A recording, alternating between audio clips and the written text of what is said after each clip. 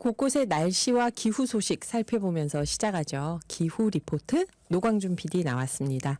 안녕하세요. 네, 안녕하세요. 오늘은 어떤 소식일까요? 오늘은 국내 소식인데요. 서울 중구 갔다가 서울 송파구 갔다가 쭉 내려가서 포항에서 끝나는 여정입니다. 네. 춥죠.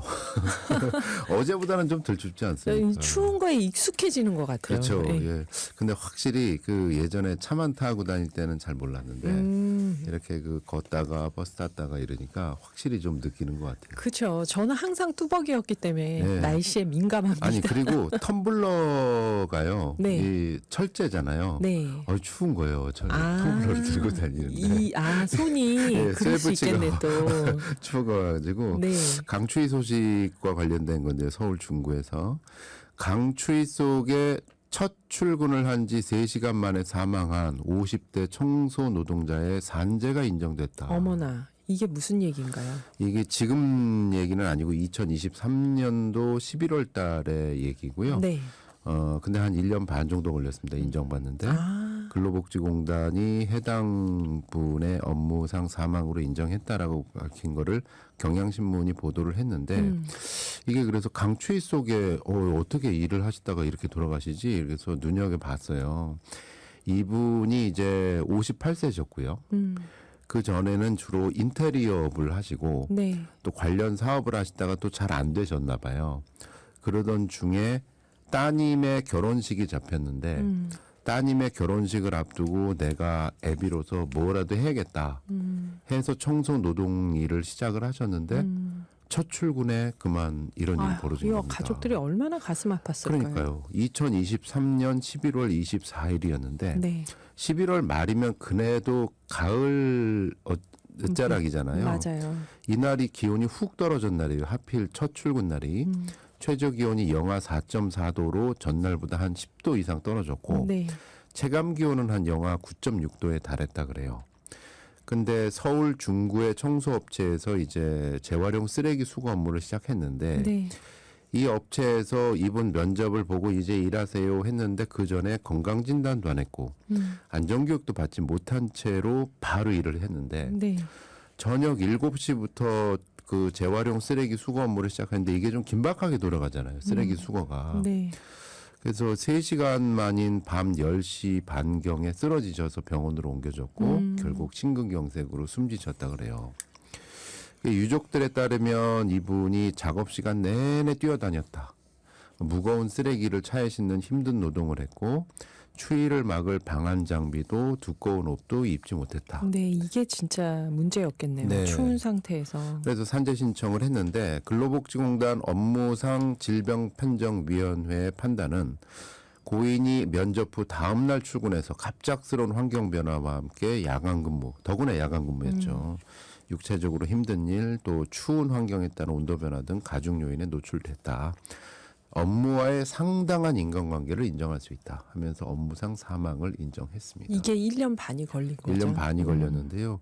지금 같은 날씨에 있을 법한 일이지만 절대 일어나서는 안 되는 일이잖아요. 네, 네. 이런 일들이.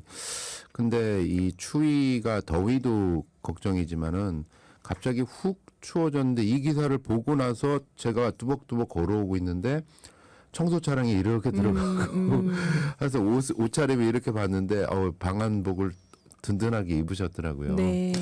그럼에도 불구하고 건강진단 받으셨을까 이런 이모저모가 걱정이 되고 사실은 이렇게 추운 날 밖에서 일하시는 분들이 굉장히 많으시죠. 어제도 저희 오늘의 기후 문자로도 주셔서 네. 새벽부터 이렇게 일 나가는데 너무 춥더라 하시는 분들도 계셨고 네. 또 하루 종일 오돌오돌 떨면서 또 주차장 관리하시는 분들을 비롯해서 많은 실외 노동에 그대로 노출돼 있는 분들이 많은데 이분들에 대한 어떤 그 이상 기후에서의 노동 환경 이거는 정말 노동부가 더울 때나 추울 때나 각별하게 챙기셔야 되지 않을까 해서 첫 기사로 골라봤습니다. 그래요. 그리고 요즘 점점 고령화된 노동자분들이 맞습니다. 많으셔가지고. 예, 저는 네. 그래서 따님 결혼식 앞두고 이 일 하셨다 그러길래 참 마음이 아프더라고요. 그러니까요. 그렇습니다. 자, 이제는 송파로 가보도록 하겠습니다. 자, 송파에 삐쭉 솟아있는 건물 아시죠? 롯데월드타워. 네. 그거 보면 사실 진행자님은 어떤 느낌 드세요? 좀 저는 아직도 적응이 잘 안 돼요. 그 동네를 아주 어릴 때부터 다녔었는데 네. 그게 갑자기 생기고 나서 네. 거기 들어가서 높은 데를 보면은 멋진데 네. 밖에서 볼 때는 위화감이 생겨서 저는 저도 불편해요. 별로 안 좋았거든요. 예, 예. 아니 그 사실 초반에 논란도 있었잖아요. 네, 아 네. 이게 되면 안 되는 건데 싱크홀 이런 생기는 거 논란도 아니냐. 있었고. 예. 그리고 좀 쭉 너무 높으니까 좀 혼자만. 예, 그런 생각이 들었는데 기후 렌즈를 끼고 알면 알수록 자꾸 가보고 싶은 마음이 드는 거예요. 어떤 게 있을까요? 롯데 월드타워가 알고 봤더니 태양광의 수열에 수소 연료까지 장착한 친환경 고층 빌딩이더라. 아, 독자적인 전력 판매까지 시작했더라. 네, 이게 무슨 얘기인가요? 이런 기사를 이제 월간 수소경제에서 이제 그 보도를 해서 눈여겨봤는데 눈이 정말 번쩍 뜨입니다. 네, 네, 네, 우선은 굉장히 높긴 높죠. 123층이랍니다. 롯데월드타워 555m. 네.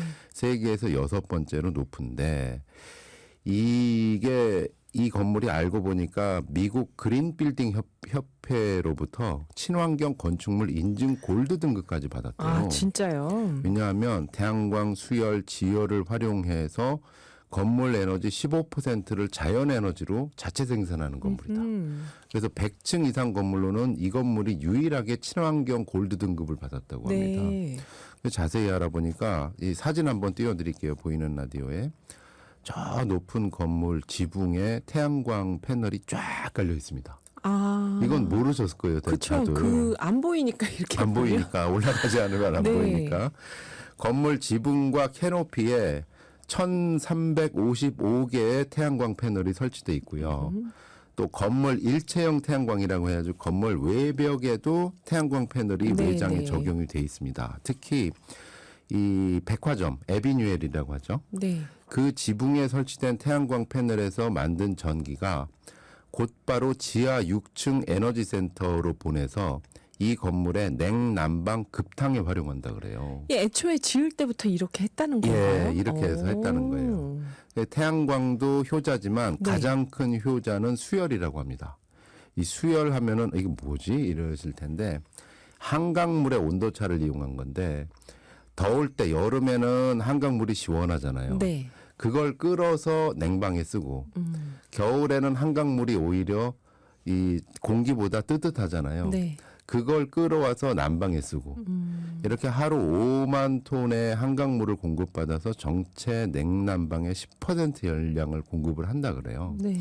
이렇게 해서 롯데월드타워는 모든 건물의 사실 옥상마다 냉각탑이 있잖아요. 에어컨 돌리는다. 네, 네. 그래서 때 되면 물이 툭툭툭툭 흘리는데 냉각탑이 없대요. 수열을 이용해 가지고 돌리느라. 이게 지난 파리 올림픽 때 그 원리입니다. 세느강 가지고 하려고 했던 그건가요? 세느강물을 오. 이용해서 파리에서 이용하는 게 그건 그 원리로 하고 있습니다. 이렇게 해서 도심 열섬 현상 완화에도 도움이 된다 그러고 네. 여기에 최근에 뉴스가 나온 게 지하 6층 에너지 센터에다가 수소 연료 전지를 설치를 한 거예요.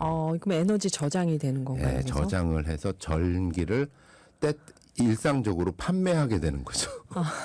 태양광으로 만들고 여러 가지 자연에너지로 만든 전기를 이제 전기 판매업자가 된 겁니다. 네. 이 빌딩 자체가 한 20억 원을 들여가지고 800kW 수소 연료 전리를 설치했는데 한전에다가 오히려 전기를 판매할 그런 권한을 얻었다 그래요.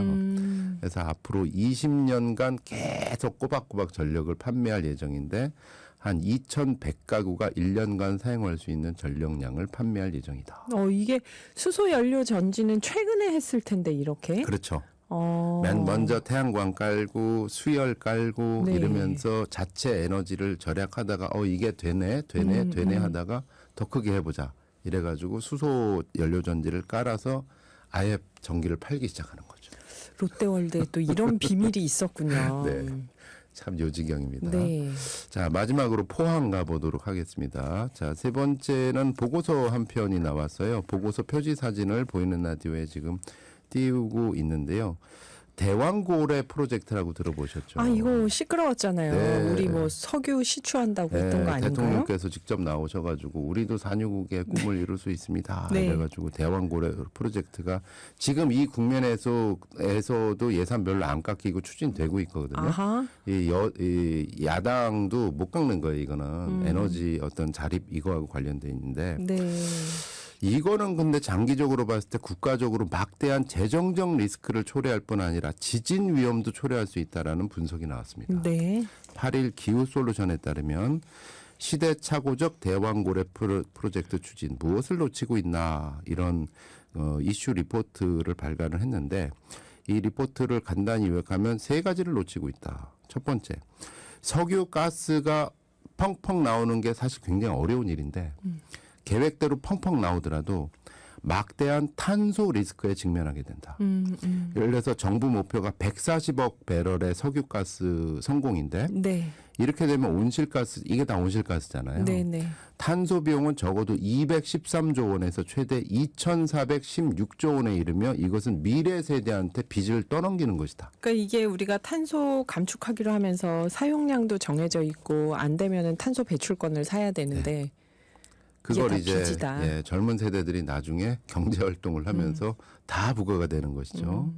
두 번째, 이미 금융계 대세는 화석연료 손절인데 자금 조달 이때 가서 어떻게 할 거냐. 계속 우리 세금으로 하는 건가요? 이미 지금 세계 50대 은행의 52%에 해당하는 26개 은행이 네. 이제 석유가스 신규로 하는 거 투자 보험 제한해요. 이렇게 손절하고 있대요. 보험사도 비슷하고요. 네. 그때 가면 그러면 탕 터지더라도 자금 조달 어떻게 할 거냐. 두 번째, 세 번째. 이게 좀 무시무시하던데요. 지진 가능성은 현실이다. 아, 거기 일대 지진이 있었잖아요. 경주가. 있었어요. 예, 실제로 이 포항 지역 이번 시추 지역하고 불과 40km 떨어진 게 포항 지역인데 네. 2017년에 지열 발전으로 인해서 만들어진 지진으로 인해서 막대한 피해가 났다는 게 사실 국가 조사 결과 입증된 사실입니다. 아, 그것 때문에 지진이 났다고요. 지열 발전. 그게 이제 2017년은 그게 난 거예요. 네. 그리고 국제적인 통계에 보면 영국 연구에 따르면 전 세계적으로 현재 발생한 인공지능 728건 중에서 네. 석유 가스를 파다가 발생한 지진이 107건, 즉 14.7%를 차지한대요. 인공 지진 중에서 석유 네. 가스 때문에 발생한 게 14.7%다. 그러니까 포항 지진을 지난번에 불렀던 지열 발전이 7.8%니까 네. 지열 발전보다 오히려 두 배 두 배. 많은 게 석유 가스전이다. 아하. 그러면 여기 또 이 지역에서 지진이 일어날 위험이 높아진다. 그래서 현지민뿐만 아니라 전문가들은 네. 야 이거 잘못하면은 이 활성 다층뿐만 아니라 잘 알려지지 않았던 단층 건드려서 건드릴 수 있죠. 발생 시점 앞당길 수도 있다. 이러는 논란을 소개를 하고 있습니다. 그 산유국들도 지금 재생에너지로 전환을 하려고 막 노력들을 하고 있는데 네. 우리가 갑자기 산유국의 꿈을 꾸면서 지금 많은 게 어려워지고 있네요. 그래서 대한고열 프로젝트라면 지금 지진, 앞으로는 좌초자산 자금 경세 이렇게 요 리포트에서는 정리를 하고 있는데 추가로 계속 한번 관찰해 보도록 하겠습니다. 네. PD님 오늘은 어떤 음악 고르셨나요? 포항하면 이 노래죠. 영일만 친구. 예. 최백호입니다. 감사합니다. 노광준 PD였습니다.